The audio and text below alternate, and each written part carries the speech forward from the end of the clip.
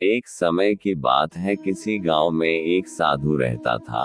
वह भगवान का बहुत बड़ा भक्त था और निरंतर एक पेड़ के नीचे बैठकर तपस्या किया करता था। उसका भगवान पर अटूट विश्वास था और गांव वाले भी उसकी इज्जत करते थे।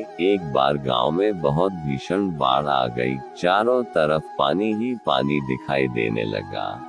सभी लोग अपनी जान बचाने के लिए ऊंचे स्थानों की तरफ बढ़ने लगे। जब लोगों ने देखा कि साधु महाराज अभी भी पेड़ के नीचे बैठे भगवान का नाम जप रहे हैं, तो उन्हें यह जगह छोड़ने की सलाह दी। पर साधु ने कहा, तुम लोग अपनी जान बचाओ, मुझे तो मेरा भगवान बचाएगा।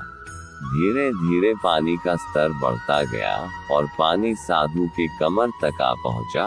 इतने में वहां से एक नाव गुजरी। मल्लाह ने कहा, हे साधु महाराज, आप इस नाव पर सवार हो जाए, मैं आपको सुरक्षित स्थान तक पहुंचा दूंगा। नहीं, मुझे तुम्हारी मदद की आवश्यकता नहीं है, मुझे तो मेरा भगवान बचाएगा, साधु ने उत्तर दिया। नाव वाला चुपचाप वहां से चला गया। कुछ देर बाद बाढ़ और प्रचंड हो गई। साधु ने पेड़ पर चढ़ना उचित समझा और वहां बैठकर ईश्वर को याद करने लगा।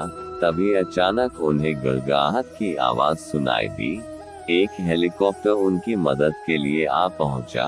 बचाव दल ने एक रस्सी लटकाई और साधु को उसे जोर से पकड़ने का आग्रह किया, पर साधु फिर बोला, मैं इसे नहीं पकड़ूंगा, मुझे तो मेरा भगवान बचाएगा।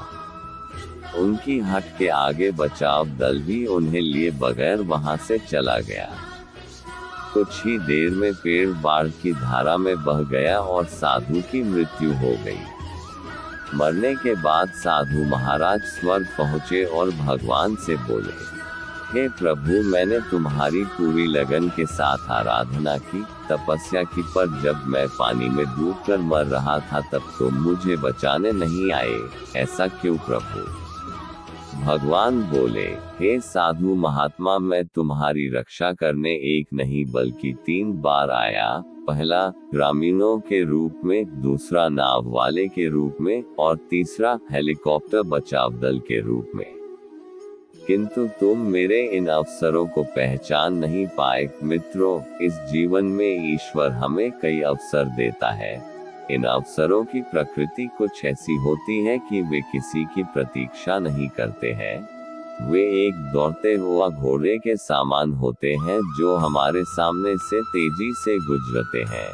यदि हम उन्हें पहचान कर उनका लाभ उठा लेते हैं तो वे हमें हमारी मंजिल तक पहुंचा देते हैं, अन्यथा हमें बाद में पछताना ही पड़ता है।